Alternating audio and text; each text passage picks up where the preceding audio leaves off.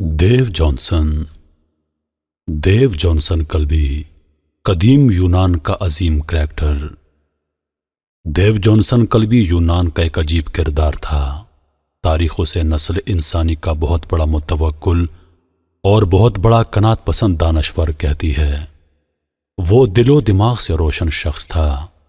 اس کے پاس ایک کتا تھا۔ یہ کتا اس کا ساتھی بھی تھا اور راہبر و رہنما بھی۔ اس کتے کی نسبت سے لوگ اسے کلبی کہتے تھے۔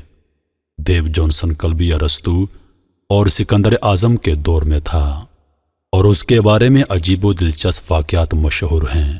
مثلاً کہا جاتا ہے وہ ایک دن دوپہر کے وقت ہاتھ میں چراغ لے کر ایتھنز کی گلیوں میں گھوم رہا تھا۔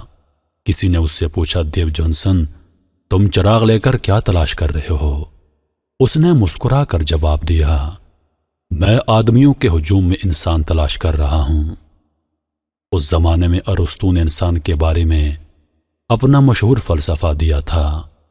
ارسطو کا کہنا تھا، انسان ایک ایسا جانور ہے جو دو ٹانگوں پر چلتا ہے اور اس کی قامت سیدھی ہوتی ہے۔ یہ فلسفیوں، عالموں اور علم پرستوں کا دور تھا۔ چنانچہ ارسطو کا یہ فلسفہ گلی گلی، محلے محلے دہرایا جانے لگا۔ جہاں دو لوگ جمع ہو جاتے وہ آپس میں ارسطو کے انسان کے بارے میں گفتگو شروع کر دیتے۔ ایک دن ارسطو اپنے شاگردوں میں گھرا بیٹھا تھا۔ دیو جانسن کلبی وہاں آیا۔ اس نے شاگردوں کو دائرہ وسیع کرنے کا حکم دیا۔ ان کے درمیان بیٹھا، بغل سے ایک مرغ نکالا، مرغ کو زمین پر کھڑا کیا، ایک ہاتھ سے مرغ کی ٹانگیں زمین کے ساتھ لگائیں، دوسرے ہاتھ سے مرغ کی چونچ پکڑی، چونچ کو کھینچ کر آسمان کی طرف اٹھا دیا، مرغ سیدھا کھڑا ہو گیا۔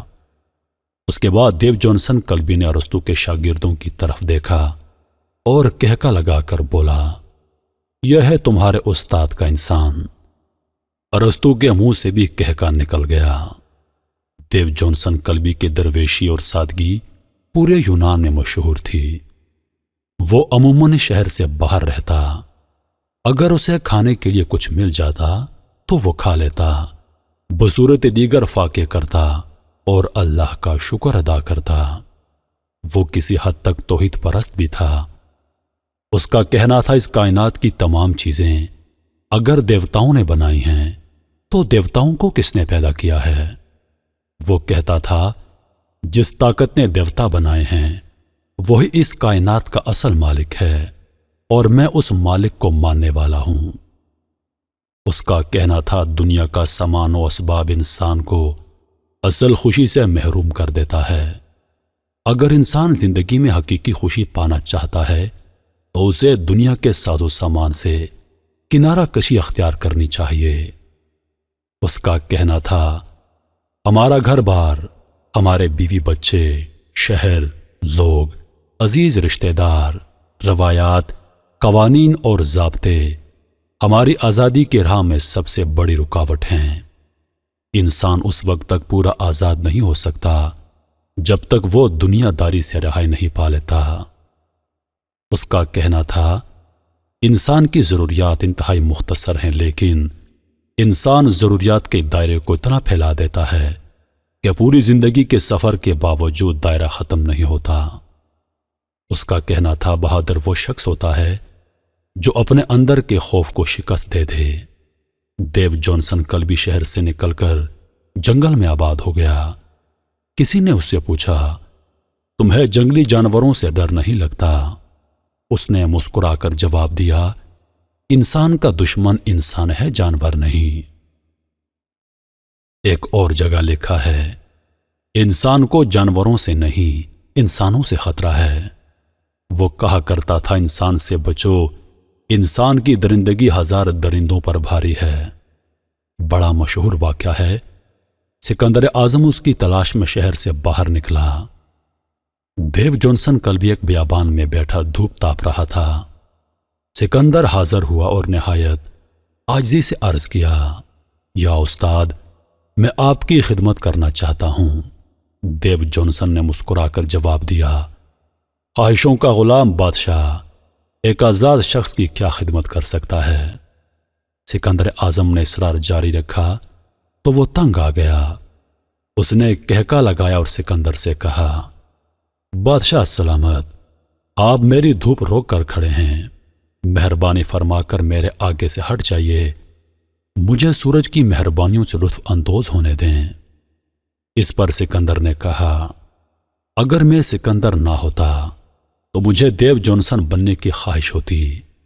उसके जवाब में देव जॉनसन ने कहा, अगर मैं देव जॉनसन ना होता तो फिर भी मेरी ख्वाहिश देव जॉनसन बनने की होती। सिकंदर आजम ने एक मर्तबा देखा कि यह फिलासफर इंसानी हड्डियों के साथ कुछ कर रहा है। सिकंदर आजम ने पूछा, यह क्या कर रहे हो? देव जॉनसन ने कहा, मैं तुम्हारे आबाओ अजदाद की हड्डियों को ढूंढ रहा हूं।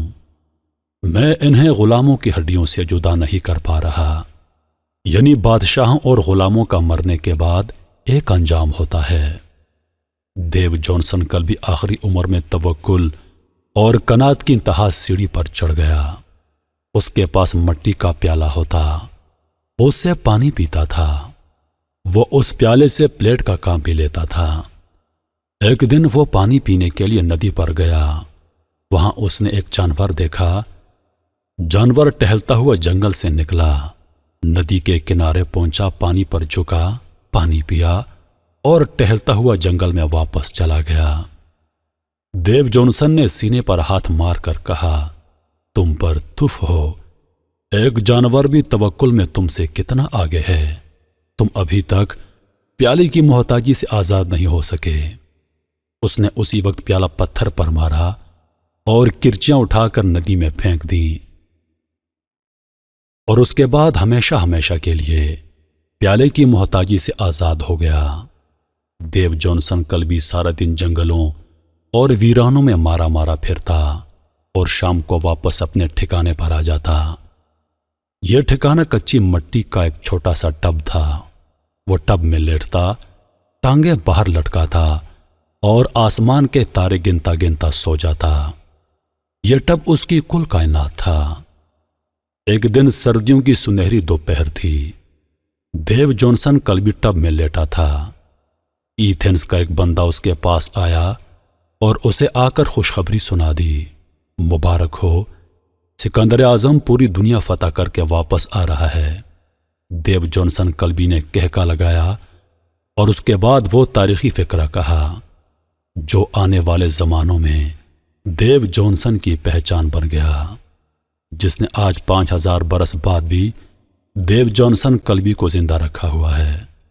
उसने कहा, अगर इंसान कनात पसंद हो तो वो मट्टी के स्टब में भी खुश रह सकता है, लेकिन अगर वो लालची हो जाए तो ये पूरी कायनात भी उसके लिए छोटी है।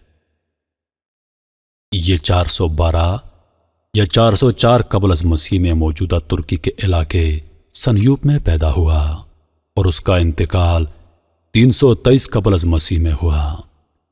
उस तक किसी नबी की शरीयत और पैगाम नहीं पहुंचा, वगरना वो यकीनन एक खुदा और रसूलों को मानने वाला होता। उसके किरदार में हमारे सूफिया कराम के तवक्कुल की झलक नजर आती है। उसने समाजी इक़्तिदार और अपने वक्त के इदारों को तनकीद का निशाना बनाया, जिनको वो समझता था कि वो करप्ट हैं। उसका कहना था, सादा और फितरत के करीब जिंदगी से ही हम करप्ट तहजीब से बच सकते हैं। उसने तमाम मरवजा इक़्तिदार, रसूमात, समाजी आदाब को चैलेंज किया और उनसे बगावत की जिंदगी गुजारी। वो कहता था, हमें बदी की हकीकी फितरत को पहचानने की कोशिश करनी चाहिए। वो लोगों की मुनाफकत, रयाकारी और करप्शन से इस हद तक बेजार हो गया था कि वो दिन की रोशनी में लालटेन में हाथ लेकर घूमता रहता, लोगों के पूछने पर जवाब देता, मैं किसी सच्चे खरे दयानतदार शख्स को ढूंढ रहा हूं जो मुझे आज तक नहीं मिल सका।